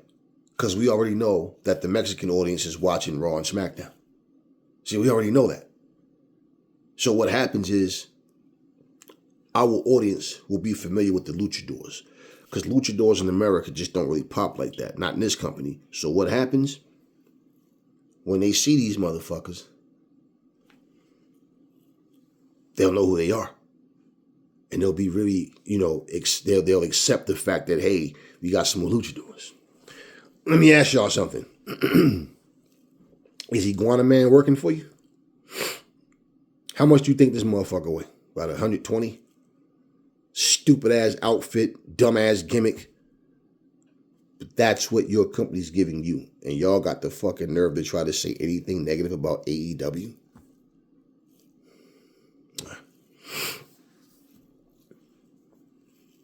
One of the biggest markets in pro wrestling is in the UK, Australia. That's why they always get Australia. Notice, both companies, AEW, WWE, a lot of companies, they get these Australian women, Australian wrestlers, because when they travel and they go to these countries, guess what they're going to use to, okay, that's business. That's what they do. But, along with that, if anything happens in that country, right, that's special to those people, and you can take the social media, you can go live on your show and say something to do something, some kind of tribute or something. You mean tell me you can't do that for people that's born and raised in this raggedy motherfucker right here that we call the USA? Yeah. So all that being said, this hate that these WWE fans are showing, this ignorance, this stupidity, it's great that SmackDown is suffering. It's great that Raw is suffering. It's great that it's great because you want to know why? You're getting a taste of your own medicine. And you're just as big a scumbags as the people that you're complaining about in WWE. You want to see a company fail just because they're competition, not because of anything they did wrong. And then you always want to put, like, how can somebody talk to you about something like you don't know that they're full of shit? Oh man, but they use people for 2 weeks and it. Right, I know. Like who? And they're gonna say the same fucking names. And when they do say them same names, you're gonna look and go, okay, because basically the only names, like I said before, is Aleister Black, Miro, and Andrade, which Andrade's back. What are they doing with Miro over there in WWE? What are they doing with Aleister Black over there in WWE? You realize Aleister Black just sucks? Outside of just his look, he has nothing. There's nothing about Aleister Black. And Rusev, another guy 40 and up. What are they doing with him? Nothing. They're doing nothing with him. So there's a difference when you got people, you got people of all age groups, dumbass. It's never a time where everybody should be in the same fucking age group. You got to know how to blend them and mix them in. Who's the world champ in AEW? MJF, who's in his fucking 20s. Swerve and Heyman are not no old men. You understand what I'm saying? Joe is a veteran. As I said, you got to know how to mix it in. Who are the tag team champions? You see where I'm going with this? Who are the trios champions? Who's the women's champion? Who's the TBS champion? Do you understand what I'm saying? Right now, the oldest active champion that they have is Mark Briscoe, who's a crowd favorite and still can hold his own. So it's not just the age thing. Here's my thing. If everybody right now in AEW was 40 and up with the belt, then you hear me saying, yo, y'all got to start pushing this young talent. There's no reason that everybody holding the belt should be 45, 50 years old. Like, seriously. That's what your dumb ass is. What makes me laugh is you make a comment about Tommaso Ciampa's age, but you overlook the fact he wasted 10 years of his fucking life in a company that did nothing for him. That was his choice. I'm loyal to the WWE. But everybody that's in the public eye that this is who we want you, everybody in WWE is 40 and up. Everybody. Why is Brian Breaker not the champion? And by the way, if you don't know, Roman Reigns did an interview and he called WWE out on their creative. And you know what Roman Reigns said? Roman Reigns said, these motherfuckers don't know how to create stars. He said, I had a very, very long reign, 2-year break. Let these people come in. He said, I'm a gracious tribal chief, right? He said, let them come in, build some stars, get your name, right? And they have built no stars. And going forward, we can't elevate this way. Hark, did Aries not tell y'all the same shit? Yeah, months ago. And he came out and said what he said. And I'm going to tell you what this motherfucker's not worried about. Oh, because of your words, we're going to fire you, Roman. He don't give a fuck about that. That's why he said what he said. Their creative stinks. They're building no young stars. I've been telling y'all that. So now y'all going to hate Roman for telling the truth too? Because he said pretty much the same shit I said. Only I'm more raw and authentic with my shit because I don't work for them. And even if I did, I'd say the same shit. Fuck them. I go work somewhere else. He's not worried about that shit. Roman ain't going nowhere. That's why he can do what the fuck he want in that company. Their creative sucks. They haven't built no fucking stars. They don't know how. Triple H already said he doesn't want any stars to be bigger than the company like in the past. Yeah. But y'all, for somehow reason, think that that's what's going to happen. Nah. I told you, all that superstar shit, 8.9 billion people watching. They on Netflix now. 30, 40 million people watch. Nope. No. Those days are done. John Cena is the last of the Mohicans. And he, honestly, wasn't as big as The Rock or Stone Cold. But he was that third. He wasn't what a Hogan was. He wasn't that. But he was up there like of since their time. Put it like that. He was. And then Roman Reigns wasn't even what John Cena was. But he was the next big thing other than John Cena to WWE. And that's as big as you can get is Roman Reigns. Or less. There will be no wherever this wrestler goes, that's where professional wrestling. See, WWE was able to poison y'all with these type of stupid words for so long that none of y'all really just and woke up. You know, on the cartoon, and the oh shit, let me snap out of it. Y'all weren't even able to do that dumb shit. Wake up. These people are selling you bullshit. If I can make you believe that wherever my company go, that's where professional wrestling go, I can tell you anything then. I can tell you anything. Right now, I'm definitely watching Collision tonight. I don't give a fuck about a Royal Rumble. I'm definitely not tuning in to watch no fucking Royal. I don't have no ESPN Plus. I don't care about it. I don't even watch ESPN. You know what I'm saying? And like I said, I have Peacock, but I always had Peacock. I ain't get that shit because of no WWE. But for me, at the end of the day, I don't even care about what's going on. Especially this Saudi show. Everything, money, money, money, money, money. See, this is what Triple H thinks. Yeah, half empty building, it'll turn around. Oh, the ratings drop, it'll turn around. Oh, we'll just try to get whatever. We'll sign more wrestlers and give you the same crappy writing, though. I know factually that I could sit down and write ideas down. I could sit down and write, and I can do. Trust me, I know I got this ability. I got other shit that I do in life that prepare me to do. I know I could write some shit that will be.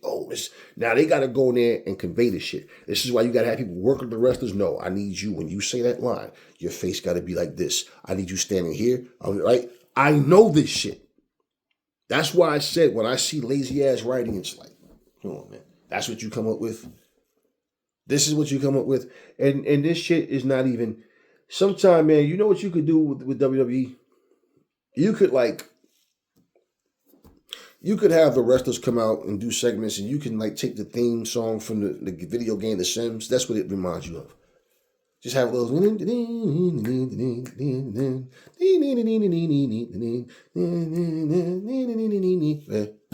You know,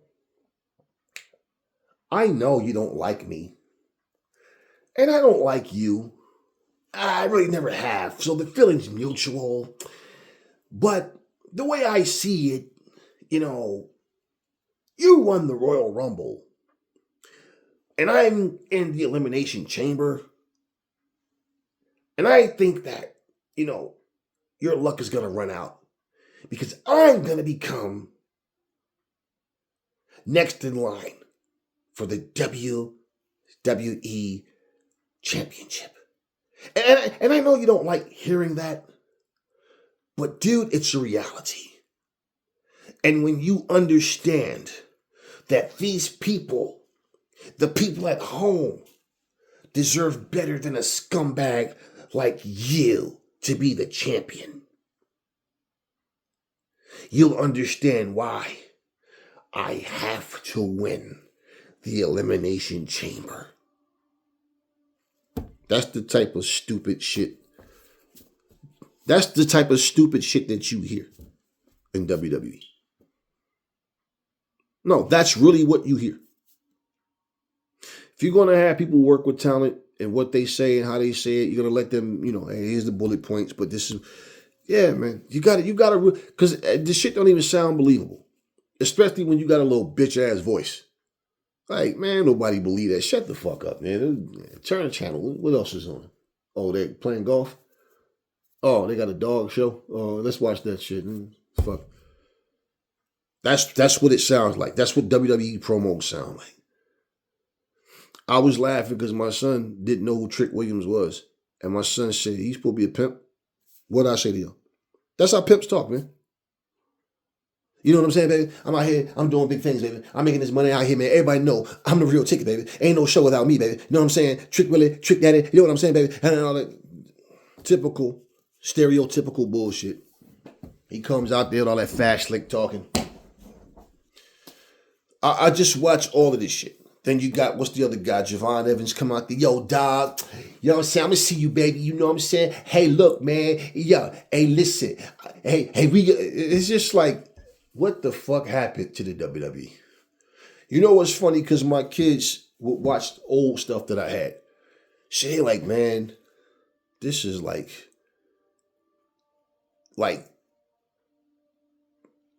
watching the Ultimate Warrior when we was kids, right? On video. Because my kids didn't grow up like really wrestling, like watching wrestling, right? They weren't really wrestling fans. My kids, they had action figures and shit. I used to buy little rings and shit, but their introduction to wrestling really was the Ultimate Warrior DVD. No, my bad. It was a Clash of Champions, Halloween Havoc. I got those two events. That was their introduction. But then they used to play the TNA wrestling game on the 360. That was their introduction to really. So then they started watching, they saw the Goldberg videos. They started watching different shit. And I'm telling you right now, they just never really liked the WWE.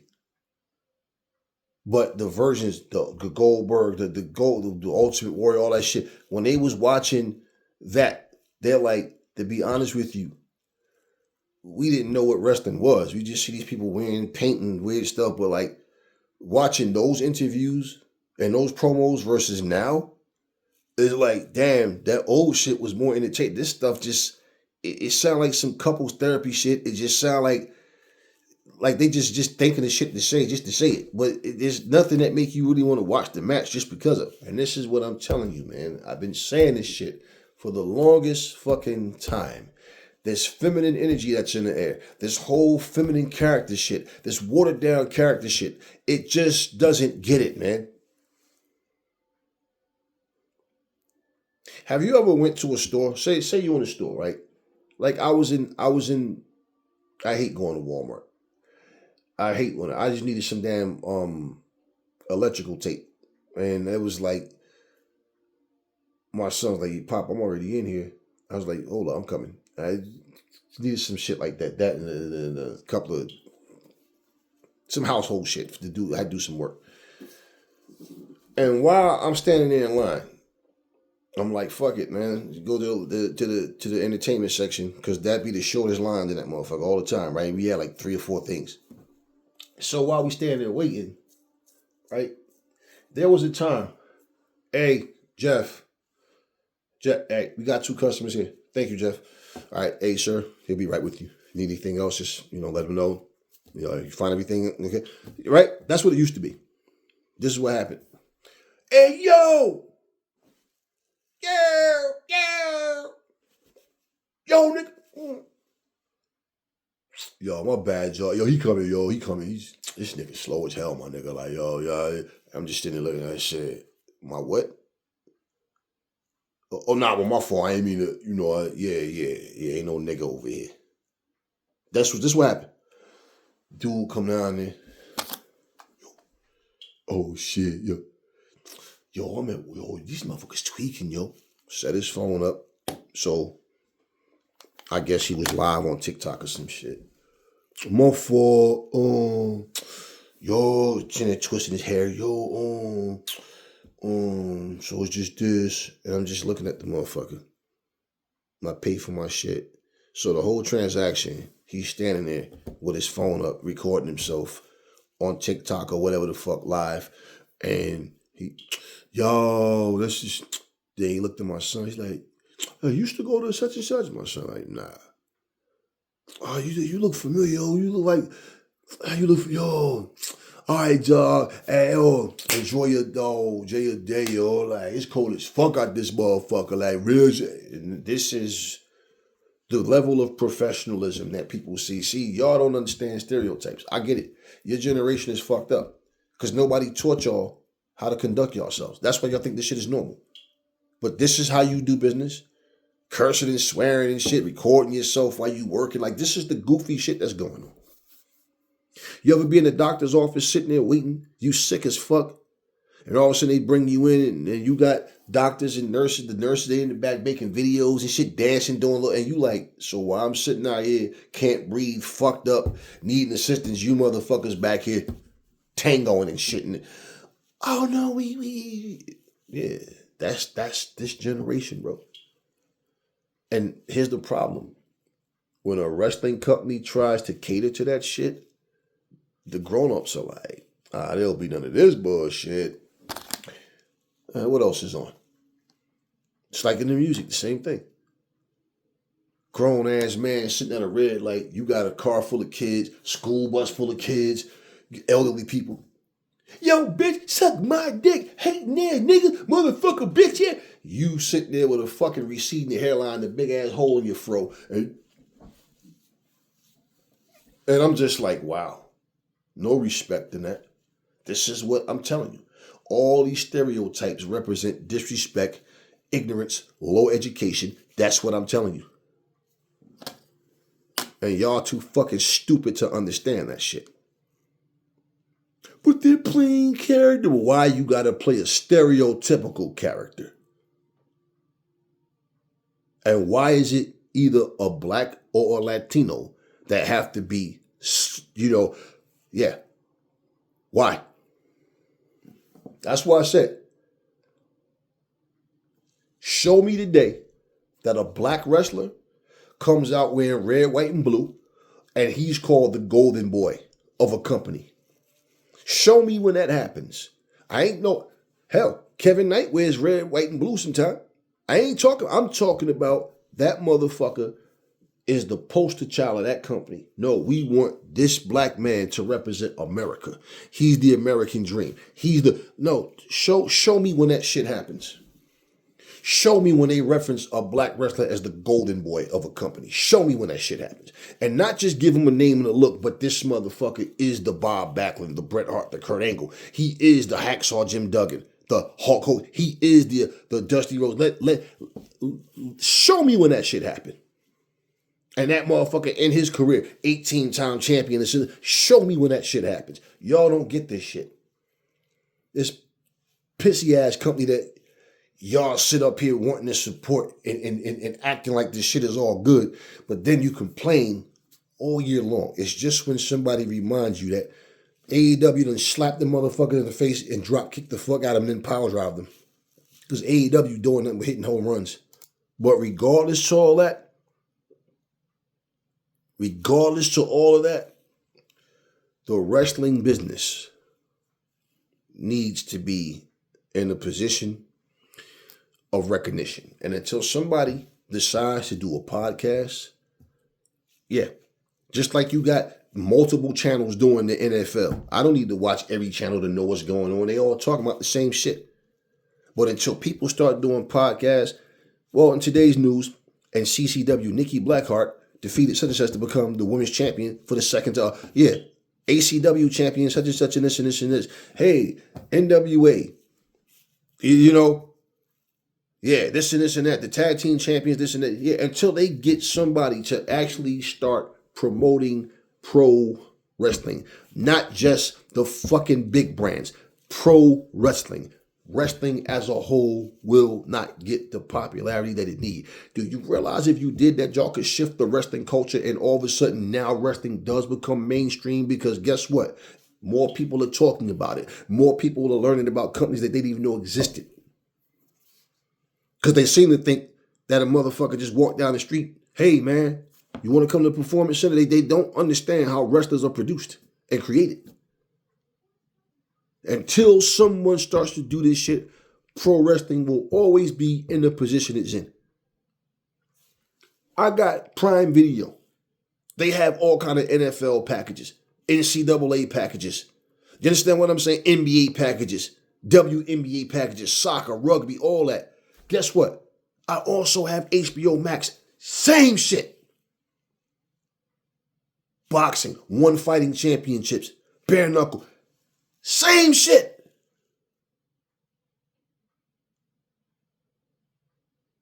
Every one of these motherfucking companies are giving you some form of NBA, NFL, MLB. You understand what? Do you understand? And what may be different, it's still my point, giving you the same shit. Because everybody don't have banana ball, just say for example or whatever, but it's all the same shit, man. They're all giving you packages to what's big. And therefore,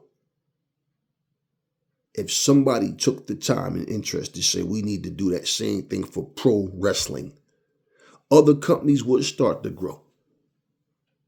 And then there'll be a lot more places to go. And you want to know what happens? Streaming services now start to feel more comfortable. Hey, let's get this company, man. They starting to get traction. They start, yeah, you know what? Yeah, that's what will start to happen.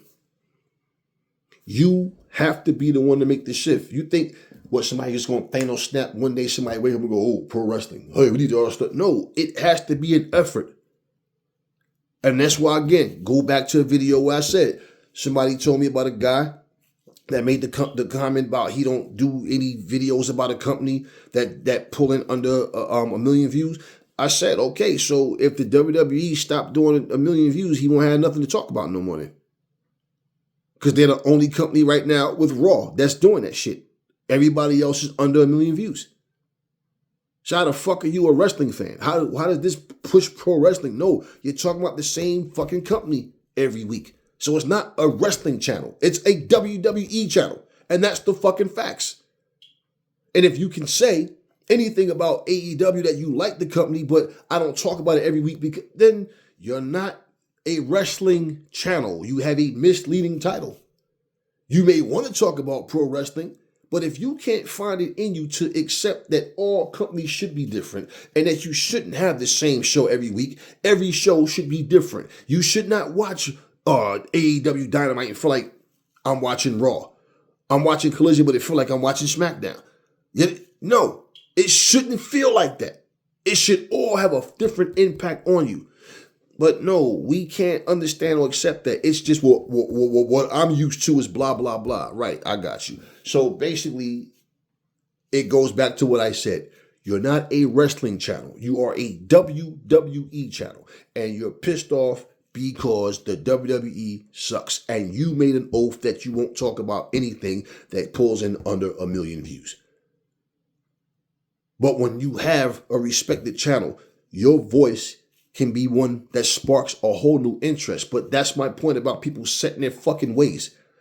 That's why if I had to do business with people and I wanted to I wouldn't choose none of you motherfuckers to do business with. Because you motherfuckers, I already know whatever we're doing wouldn't be successful. Because you guys are stuck behind that wall of, but this is, well, traditionally, fuck tradition, man.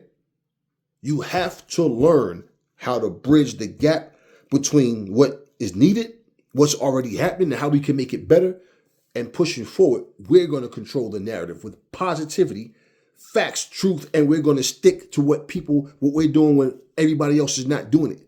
And when people start to see success and change, that's when they jump on the fucking bandwagon. The difference in why you will always stand out is because what you're doing is genuine. They're just following a trend to find out, no, this isn't a trend. This is real.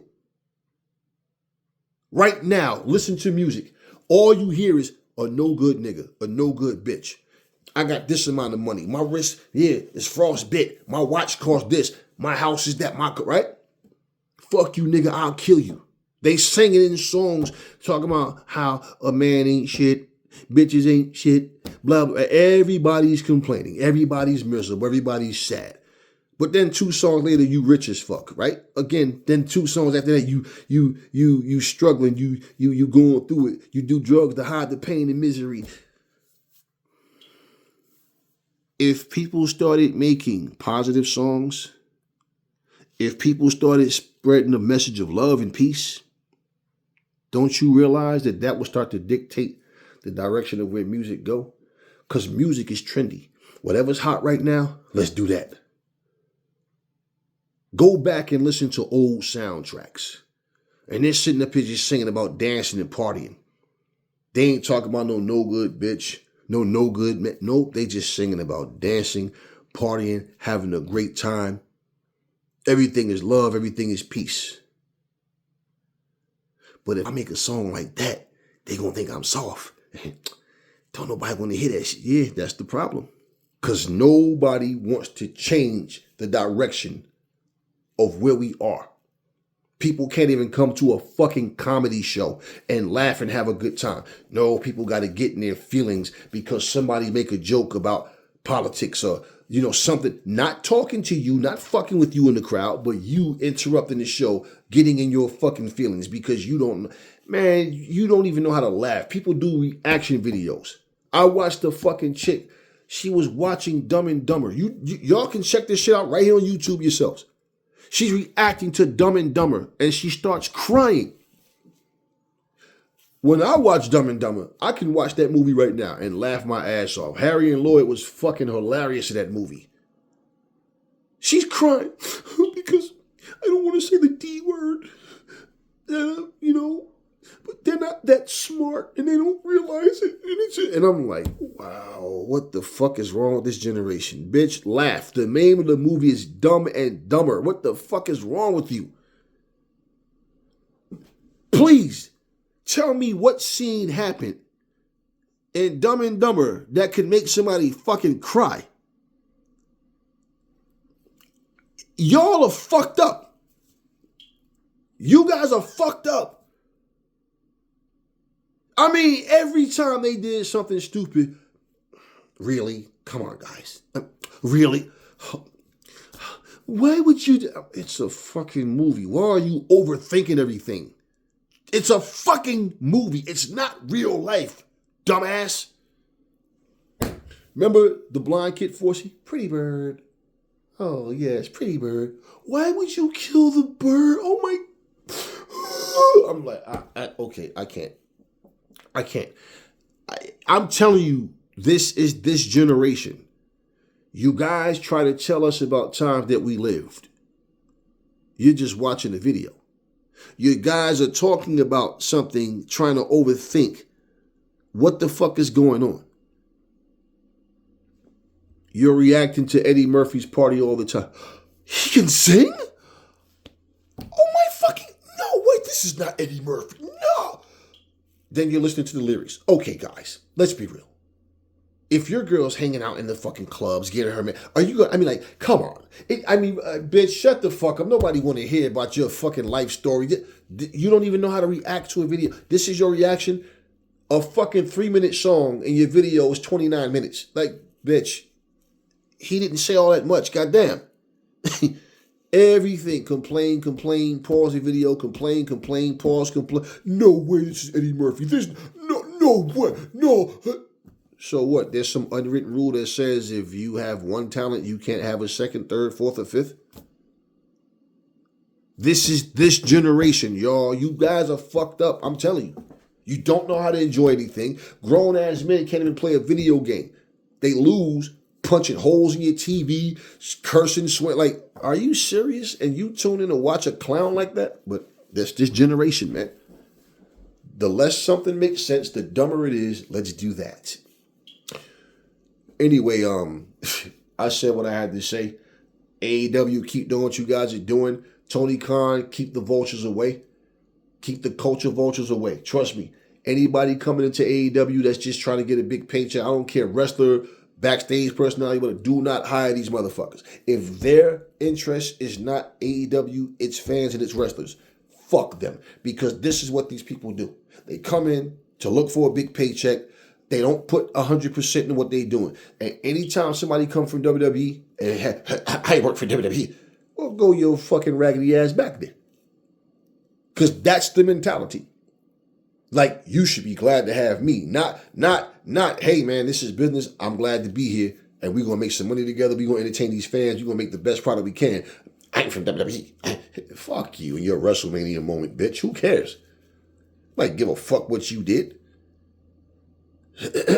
Again, one of the best promos that stood out to me was with Timeless Tony Storm and Mercedes Moné. When Tony Storm told Mercedes Moné, we grinded together on the indies and we both came to AEW. It was destiny. And we came here to be who we were meant to be. And the fans, do you understand? That shit hit here because it's like, yes, we came here to be who we were meant to be. Not a 40-year-old motherfucker, yeet, rah, rah. All gas, no brakes, all this. I'm like, this is the final form of entertainment. That's what floats your fucking boat? You silly fucking goose. I'm telling you, it's you WWE retards. You raw tards, you smack nerds. Huh? You NX terribles, you idiots are the ones that don't understand grown-up dialogue. So yeah, I don't mind the jokes, the funny stuff. No. Am I telling you the show's supposed to be the same way? No. I'm telling you, it's the variation that makes it fun, that makes it fresh, that keeps it from being stale. But I'm saying, you guys don't respect or understand nothing but goofball shit. Corny shit that don't mean nothing.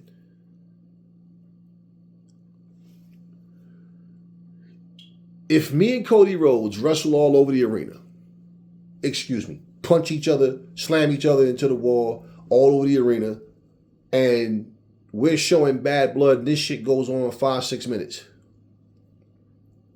Should our actual official match be a cage match?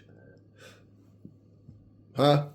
Street fight match? We already fought all over the fucking arena, so it wouldn't make sense to repeat that, right?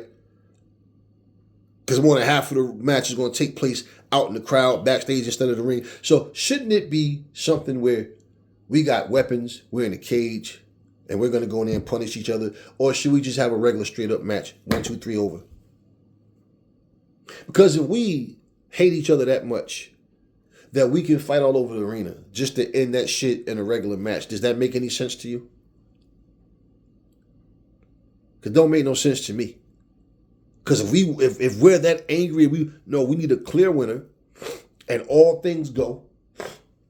We're two so-called faces, right? So let's make this shit happen the way it's supposed to fucking happen. Same thing they did with Jade Cargill and Naomi. This bitch pushed you off a platform through a fucking windshield. All you do is come back at the Elimination Chamber, kick the ass. You know, she fucked up pretty good real quick. But all you did was come back and did enough that she don't win the Elimination Chamber. But storyline has this bitch put you on the show for almost 3 months. And then you come back after that to sit and do an interview crying. That was my girl. She was like my big sister. And I'm like, what the fuck are they doing? Jade, what the fuck are y'all doing, Jade? Then little Liv Morgan comes out with Big Raquel. And remember how fucking terrified Liv was? I swear it wasn't me. Right? And she thought that Jade was coming for her, but then Jade went right after Naomi. But notice how Liv Morgan all of a sudden was all brave, making fun of her, laughing at her like she's a joke. And then Jade fucking lost. This is her comeback match. That wasn't a match at Elimination Chamber with Naomi. That was an attack. That was an assault. And she comes back and she cries like a little soft bitch. This is the woman. I'm that bitch. And she's sitting out here crying. Being a face at the time don't change that shit. Naomi and Bianca. No tears coming out of their face. The cameraman zooms in. Not one tear. Bitch, when you cry, you're supposed to have some moisture. And what happens? She loses to little Liv Morgan clean. And y'all wonder why people are looking at Jade funny as well? She lost that match. But yet, she's supposed to have this big thing with Naomi. If you were going to have her lose that match, which you really shouldn't, and what did that fucking win do for Liv Morgan? So you want to talk about matches that make no sense? What did that do for Liv? If you wanted to even do some shit where you could have had Naomi come out and interfere. And if Naomi couldn't interfere because she couldn't be there, let's just say, then you have Raquel Rodriguez interfere. But you win the match. Even if you win by disqualification, she's not supposed to lose that match. And then she goes on. And she finally turns heel after losing to Tiffany Stratton. And she's same, it's always the same, not Nia Jax, Charlotte, Bayley. It's like, and Becky. They're always like, okay, somehow you got to go through them. But they kept Jade away from all of them except for Nia. Just saying. Then what happens? Nothing special between her and Bayley. Nothing. What happens? No, let's keep Jade away. And what we're going to do? We're going to give her this belt by default. I told you in one of my last videos, Jade has had the weakest trash fucking title reign. And that's because of the WWE. So I think you guys need to worry less about AEW and focus more on just trying to enjoy pro wrestling as a whole. And what you can't get into, you don't like it, then cool. But you got a whole mess, a whole house, yard, sidewalk. WWE is fucked up. And so are you. You got a nerve to say anything about any other company with all the bullshit that WWE is giving you guys. When you tune in just to be disappointed tonight at the Royal Rumble, when you tune in and just to turn around tomorrow and make your rant videos, just remember who told you little young dumbasses. You do it to yourselves. I agree with Vince Russo. When he asked the question, same thing. Why do you watch? But I know the answer.